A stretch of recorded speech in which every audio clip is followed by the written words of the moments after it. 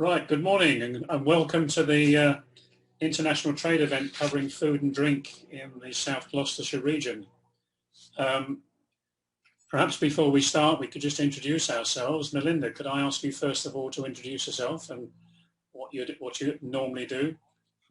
Yes, certainly. My name's Melinda Stacey and I work with a company called International Trade Matters, who provide support and consultancy to businesses across the UK, primarily in the southwest, but across the UK and also globally.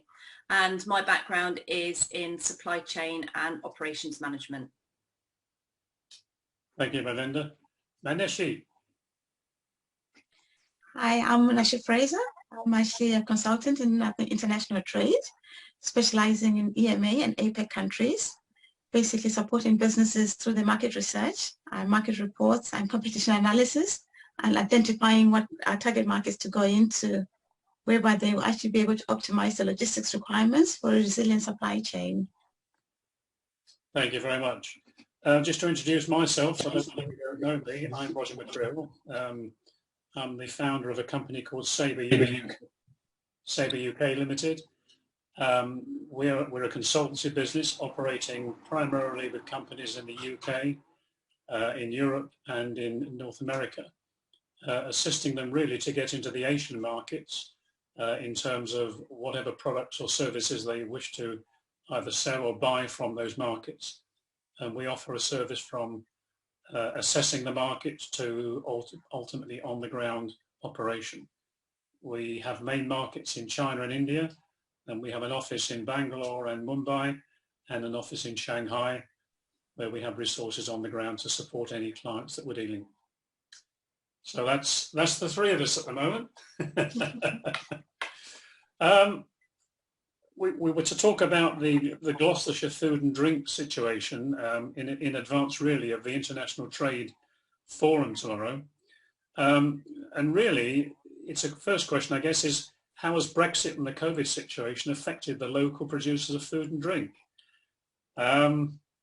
Unfortunately, we don't have John Shees on here, who's one of the main producers.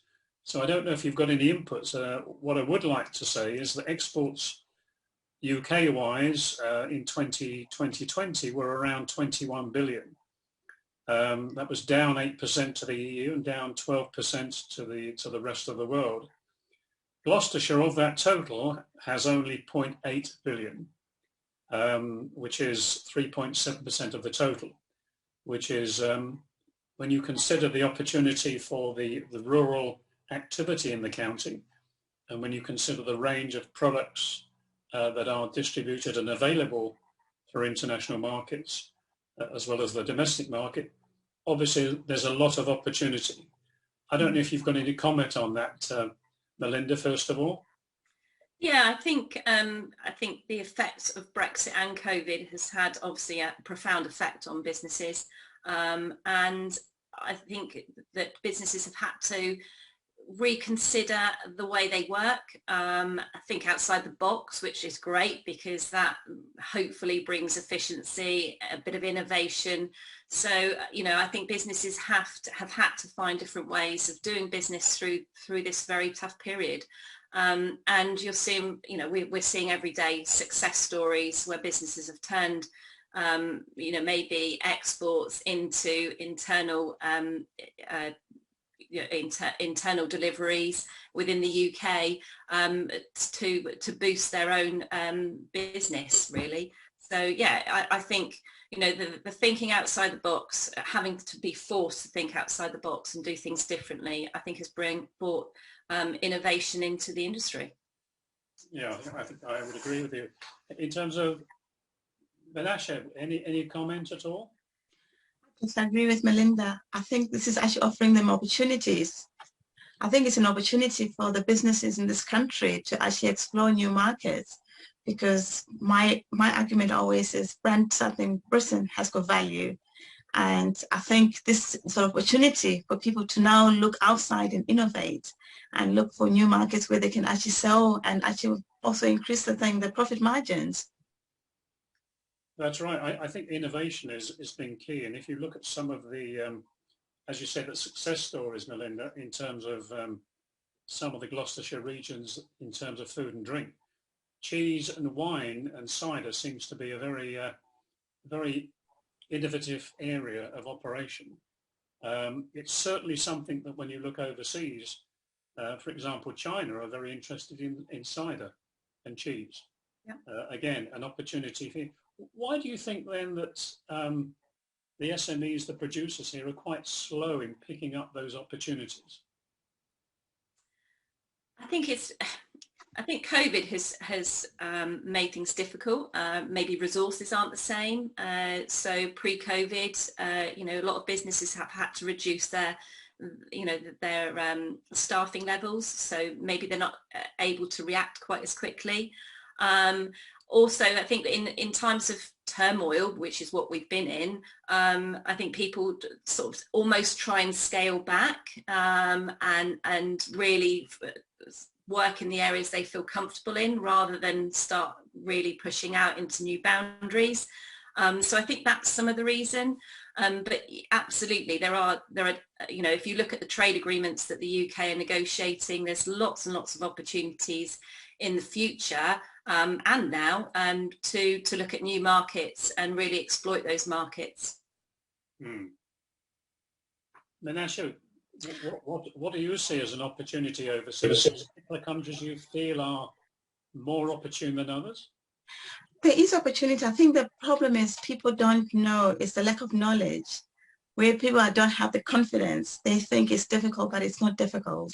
It's just if they have the confidence and the know-how, they will be able to do it. And there is no reason why they can't do it. I think because we've been in the EU for so long, people have forgotten how to trade with other nations, because it's been very easy to trade within the EU. But now when you're having to be forced to go into new markets, I think it's a good thing in some ways, because it actually basically improves the skill sets of people in the businesses. I think so. I think I would tend to agree with you totally. And if you look at what South Gloucestershire has to offer, and the Southwest indeed, I mean, we've got cheese, pork, gins, wines, cereals, beef, soft drinks, and fish. Absolutely. When I say the word fish, it reminds me of the argument for leaving the EU, that we wanted our own fishing borders. I don't want to get political, but, it's a situation where I hear fishermen talking in the region about the fact they can't now sell their fish overseas to the EU. It's too difficult. It's too time consuming. It's getting wasted. And yet I think there are the large markets in both China and in Africa, I understand. Absolutely, absolutely. Our products are more niche products, which a lot of the markets, emerging markets, that's what they're looking for. They already got their own products, but we're selling niche products, which actually brings variety to them. And this is where, especially our fishing industry, whereby they could actually be using those markets to go into. I think I gave an example last time when I was speaking to you, whereby I've got a client who actually imports fish coming from Canada, from China into West Africa. And yet we are closer here in the UK, and we have got the Commonwealth as part of our thing, as a part of our opportunity to be able to go into these markets and sell into those markets. And this is, I think, where the British companies should be actually capitalizing on that. Mm-hmm. Melinda, any comment on that at all? I think it's a case of a real lack of understanding, and like you both said, dealing with the EU was so easy, and now it's, imports and exports maybe are quite daunting to small companies in particular. So I think it's a lack of understanding and knowledge that is preventing them from exporting their goods, globally. We hear in the news every day, I think one of the major supermarkets has just bought up a fleet of trawlers, so they're already on the bandwagon, and it will improve as knowledge and confidence builds within these companies. I mean, I find the brand Britain is, or UK or GB with the red, white and blue flag, is a very high motivator in selling image and brand overseas. Absolutely. Do you think that Gloucestershire and the Southwest is understood in the international market, or is it a brand that doesn't really exist at this point in time?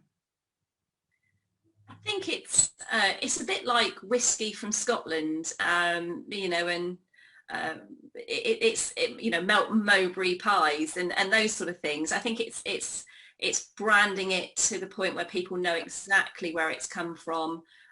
You know, West Country cheeses, we see it all the time, and fish from the Southwest or fish from Cornwall. So I think it maybe leveraging on those areas a little bit more in terms of branding, I think would be helpful. Absolutely. Mm.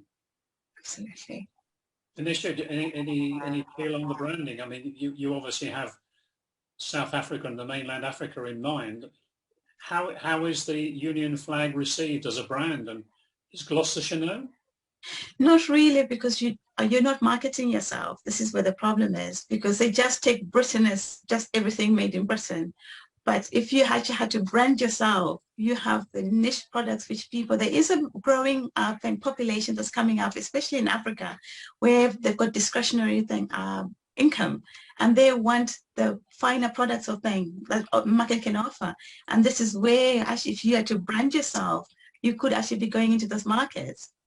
That's right. Well, I mean, I live in the Cotswolds, and you know, we see lots of visitors here in the Cotswolds who drive through. Some stay, but drive through. But a lot of people, for example, in China, know the Cotswolds. Absolutely. The Cotswold brand is Well understood. Whereas Gloucestershire, no. So obviously we do need to help the producers and the distributors here to provide a brand that may assist them to get into the market, and the market to understand the niche opportunity. Absolutely. Yeah, it's a bit like the Cornish pasty. You see the you know, the black and white flag of Cornwall and the name Cornish pasty, and you associate it immediately to the West Country, so or the Southwest. So absolutely, you know, it's about branding those products and making them local to the area. That's right. I mean, you mentioned, Manisha, the trade deals. I mean, the Japanese trade deal, or the trade deal with Japan, it's interesting because cheese products and cider products are key, in fact, in that particular agreement. Absolutely. Absolutely. And yet, I'm not sure that people understand in the region those opportunities.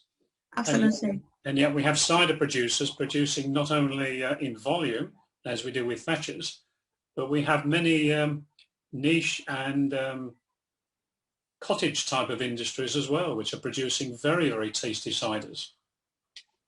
Very, very true. We have got trade agreements already in place that we are not taking out the full opportunities that are offered within those trade agreements. And I think maybe it's actually the way of how do you pass on this message to the farmers or to the producers that they could actually be capitalizing on this market, which are already there, available for them. I often find that people don't understand where they can find out about the trade agreements, and I always tend to point them to you know, not only the news and news articles, but also to the government website, where you can actually see what trade agreements are in place and which ones are being negotiated. So I think, you know, signposting people to those areas as well, and telling them what is available and the advantages of it, I think is key to getting the message out there. That's true. How have other countries emerged out of the pandemic in terms of the food and drink sectors? Unfortunately, we've got neither the US nor India, and I can speak for India in a minute. How have you seen Africa coming out of the pandemic and their attitude towards both importing and exporting food and drink products? Africa hasn't really been hit as hard as we thought it was going to be, because the pandemic didn't really affect them as badly as what has happened in the West. So you tend to find the markets are still vibrant. People are still importing or exporting, whereby here in the West, you had a lot of lockdowns. In Africa, they managed, because they're more than command systems, whereby when they say there's a lockdown, everybody has to comply. So you tend to find as a result, they managed to control the infection rate, and it hasn't really dampened, I think, the markets aside. The markets are still vibrant. Mm. Well, it's a similar situation to some extent in India, although controlling the population in India is a mind-blowing situation. They've locked down, but the food and drink industry has taken a very heavy knock in terms of restaurants and hotels. And of course, people are still eating and still buying the produce, but the main sort of upmarket outlets have actually suffered very much in line with the UK. Now you go to China, and that situation is not the case. The situation in China, of course, is that they lock down, as you said, in Africa, you will stay, that's it. And that's resulted in a situation in China where the main lockdown was in Wuhan. And apart from that, other cities did not lock down at the level that actually we've locked down in the UK. But there's a lot more emphasis on making sure you follow the rules. And therefore, the situation has been that the food and drink sector is still very, very buoyant. In fact, it's grown some 3% this year, more than last year. True, true. Same thing with trade with Africa. It's actually grown between China and Africa. They've actually done over 52 billion in just the first quarter only. That's right. And yet other markets are not faring the same. So basically because of the way the governments have actually treated the COVID situation, it's actually been an opportunity for them to do more trade because they've been in control of the situation actually. Mm-hmm. Well, here we question whether it's necessary, unfortunately. I suppose we're in a different thing. It's a different kind of system whereby we're more democratic, whereby the others, yes, they have got their own democracy, but on a different level. Yeah. Well, freedom.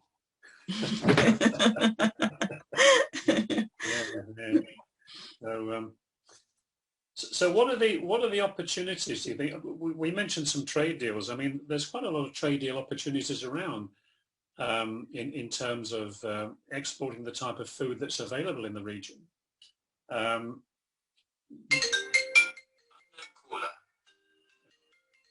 Excuse me a minute. I normally put my phone off.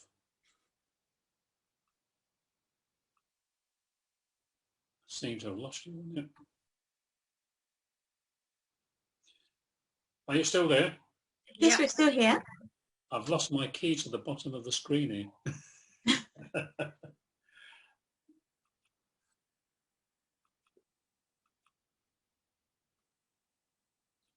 lost it all now, hold on.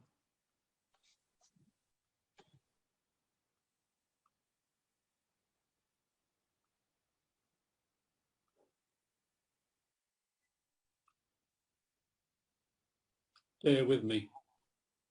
Not having a very good day on Zoom today. There we are, I got you back now.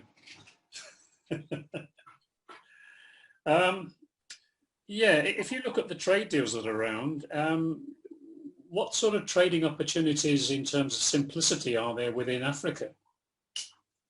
They've just had the new trade deal ratified in January, which is our new African trade deal, whereby 54 countries out of the 55 have ratified it. So it's just basically is breaking barriers, whereby it's almost like how the EU was operating, whereby now when you go into one country, it actually makes it easier for you to go into the next country. So those trade barriers are actually definitely going to improve trade going forth, whereby before you had to deal with different fragmented trade barriers. Or fragmented, trade agreements. Now it's one big trade agreement where everybody's complying, and hopefully, we hope it will work because that will open up a whole new market for Africa. Mm-hmm. Oh, that's interesting. And I guess one of the other big deals, of course, is the Trans-Pacific Trade Partnership. Yes. Which is with Canada and the US and with obviously many countries in Asia. Absolutely. New Zealand, etc. And also there's also the RICEP as well, which is actually 15 Asian countries, which is also another one, that the RICEP. Yes. whereby the main players is China, I think Australia, Japan, and South Korea. And that's another big one that's also going to help trade into the Far East. Mm. Well, I think we've applied to join the Trans-Pacific Trade Agreement. Whether that comes off and when it comes off, I guess, is another opportunity. Absolutely. But I don't know if you find it, in terms of encouraging SMEs in the food and drink sector in this region, have you seen any drive at all within the region to export? I have seen some complacency with regards to export and new export markets. You know, if you talk about New Zealand and Australia and Canada, I think people are a bit nervous that it's a long way. And, you know, is that great for food and drink industry? And I think they're a bit nervous about how far away it is, whereas with the EU, it was literally just across the channel, so it's not so difficult. And I think there's some concerns with regards to how far away it is, particularly maybe with fresh produce in particular. So I think there's some complacency, and also some, again, going back to that lack of understanding of exports. Absolutely. I second that, because a lot of them they're not sure. It's an unknown for them. And yet it is feasible. There's air freight, you can do air freight, but because they don't know how to do it, they're reticent. Well, I don't know if you realise, you can also go by train to China. Absolutely. That's very true. That's very true. Quicker than the boat and less expensive than air travel. Very, very true. London to Shanghai. That's very true. So I think it's a lack of knowledge, which I think with time the people are going to realize that there are new opportunities, because with Brexit, it's not going to change. The problems that we're facing with Brexit are just going to increase. They're not going to change. And so I think people will eventually realize if they want to do business, they have to look somewhere else. And there is new markets which they can actually exploit. It's just a question of people getting that confidence to be able to do it. Well, I think when you join us tomorrow on the Trade Forum, you'll find there's a lot more liveliness towards that direction. We actually focus more on the opportunity to trade rather than the products to trade today. We don't seem to have the experts in terms of the local producers on the panel. They haven't turned up. So tomorrow, I think we're going to be discussing that in a lot more detail and come out with some suggestions. What do you feel about DIT and so forth in terms of helping businesses? Do you see that as an area that is providing a good base, or do you think there are many more institutions and experts like yourselves and myself who can actually assist the smaller businesses? I think it's a combination. I think that you know, a lot of companies want it to be simplified, so actually having a one-to-one with a specialist is probably a lot easier and more personable to them. So that's how I find it, and some of the organisations are very difficult to manoeuvre within, and so it's very difficult, you know, even if I look at things like DEFRA and AFRA for you know, export licenses and all those sort of things, it's a minefield for people. And you know, I sympathise with them having, you know, as a business owner, having to go through that process for the first time is very, very daunting and can easily put them off. So I do think having that one-to-one specialist knowledge is much better, and also having somebody to be able to do the research, etc., for you. Well, that's what we do. We hold their hand from cradle to grave, and I'm sure that's what you do as well. Absolutely. That makes a big difference, because you tend to find with corporate companies, it's very indifferent. You just told, go on the website, go do it yourself. Whereby when you're talking to somebody who doesn't know, they need somebody who leads them through, somebody who they can relate to and who actually understands them, can empathize with them. And that's what people need. They don't need just to be sent to a website or be sent or go download this or go download that. They need to be led through. And if you build this relationship, because you don't build relationships with corporates. corporates don't have time for that. Whereby with consultants, you actually build a relationship that actually gives the people the trust, and that's actually also gives them the opportunity to be able to do what they need to do. Agreed, totally. So we'll do some hand holding tomorrow, I'm sure. Okay, I think we really have been chatting for half an hour, and I think probably that's, unless you've got anything else to add, I think it's unfortunate we seem to have been missing half the panel, which has never happened before in the 3 years I've been doing this. But there we are. Do you want to make any more comments, or shall we just close for now?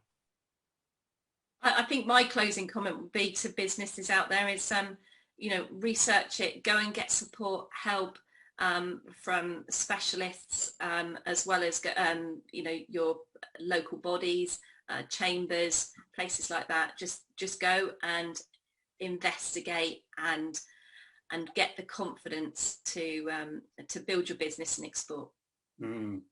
Absolutely.